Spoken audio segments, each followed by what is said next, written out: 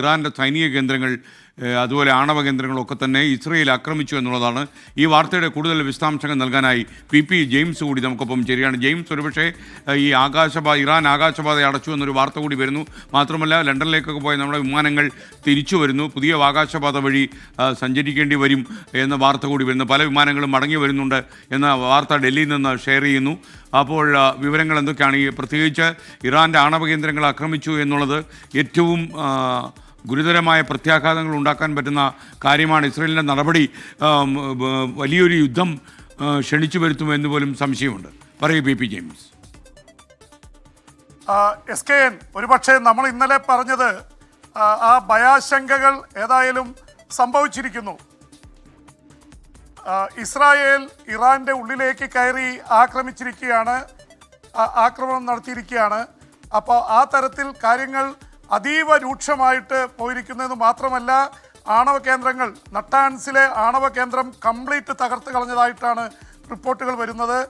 അതിന് വെളിച്ചത്തിൽ തന്നെ അവിടെ റേഡിയേഷൻ ലെവൽസ് ഉയർന്നതായിട്ട് ഇന്റർനാഷണൽ ആറ്റോമിക് എനർജി ഏജൻസി പറയുന്നുണ്ട്.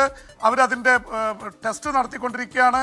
ഇറാൻ തിരിച്ചടിക്കുമെന്ന് അവരുടെ ആയത്തുള്ള ഖൊമേനി, പരമോന്നത നേതാവ്, പ്രഖ്യാപിച്ചിരിക്കുന്നു. അതുകൊണ്ട് തന്നെ this is a all out വാറിലേക്ക് ഇത് പോവുകയാണ്. SKN, നമ്മൾ ഭയപ്പെട്ടിരുന്ന ഒരു അവസ്ഥയിലേക്ക് കാര്യങ്ങൾ എത്തുന്നു.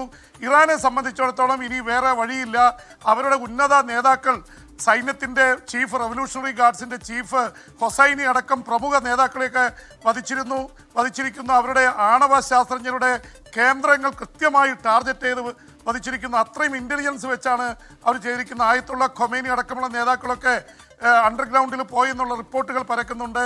എന്തായാലും അമേരിക്ക പറഞ്ഞിരിക്കുന്നത് ഞങ്ങൾക്കെതിരെ ഇൻവോൾവ്മെൻ്റ് ഇല്ല. ഈ യുദ്ധം എന്ന രീതിയിൽ ഇസ്രായേൽ ആക്രമിക്കുന്നതിന് മുമ്പ് തന്നെ, ഏതാനും മണിക്കൂറുകൾക്ക് മുമ്പ്, അമേരിക്കയുടെ പ്രസിഡന്റ് ഡൊണാൾഡ് ട്രംപ് പറഞ്ഞിരുന്നു ഒരു യുദ്ധം വരാൻ പോകുന്നു, ഇസ്രായേൽ കയറി ഇറാനിൽ ആക്രമിക്കാൻ പോവുകയാണ്, ഒരു തരത്തിലും കാര്യങ്ങൾ മുന്നോട്ട് പോകാൻ പറ്റാത്ത തരത്തിലേക്ക് എത്തിയിരിക്കുന്നു, ചെയ്യരുത് എന്നാണ് അമേരിക്കയുടെ നിലപാട്. ഇറാനുമായിട്ട് ഒരു ആണവ കരാറിലേക്ക് എത്താൻ പോവുകയാണ്. പക്ഷേ ഇസ്രായേൽ കേൾക്കുന്നില്ല. ഇന്നലെ നമ്മൾ പറഞ്ഞാണ് SKN, അമേരിക്കൻ പ്രസിഡന്റ് ഡൊണാൾഡ് ട്രംപും ഇസ്രായേൽ പ്രധാനമന്ത്രി ബെഞ്ചമിൻ നെതന്യാഹുവും തമ്മിൽ നടന്ന ഹീറ്റഡ് സംഭാഷണം, അല്ലെങ്കിൽ ചൂടേറിയ സംഭാഷണത്തിൽ ഒരു തരത്തിലും ആക്രമിക്കരുതെന്ന് ട്രംപ് പറഞ്ഞെങ്കിലും ഇസ്രായേൽ വഴങ്ങിയില്ല എന്ന് തന്നെയാണ് വരുന്നത്. ഇസ്രായേലിൻ്റെ ആർമി ചീഫ് ഇസ്രായേൽ പറഞ്ഞിരിക്കുന്നത്, ഇനി ഞങ്ങൾ this a point of no return, ഞങ്ങൾ അടിച്ചിരിക്കും എന്നുള്ള തരത്തിൽ തന്നെ പറഞ്ഞിരിക്കുന്നു. അപ്പോൾ ഏതായാലും ഇസ്രായേൽ അടിയന്തരാവസ്ഥ പ്രഖ്യാപിച്ചിരിക്കുന്നു. എല്ലാവരോടും ഷെൽട്ടറുകളിലേക്കൊക്കെ മാറാൻ തയ്യാറായി നിൽക്കണം എന്ന് പറയുന്നു. എന്തായാലും ഈ മണിക്കൂറുകൾക്കുള്ളിൽ തന്നെ ഇറാൻ്റെ തിരിച്ചടി വരുമെന്ന് ഉറപ്പാണ്. അതിനുവേണ്ടി അയൺ ഡോമുകളൊക്കെ തയ്യാറാക്കി വെച്ചിരിക്കുകയാണ്.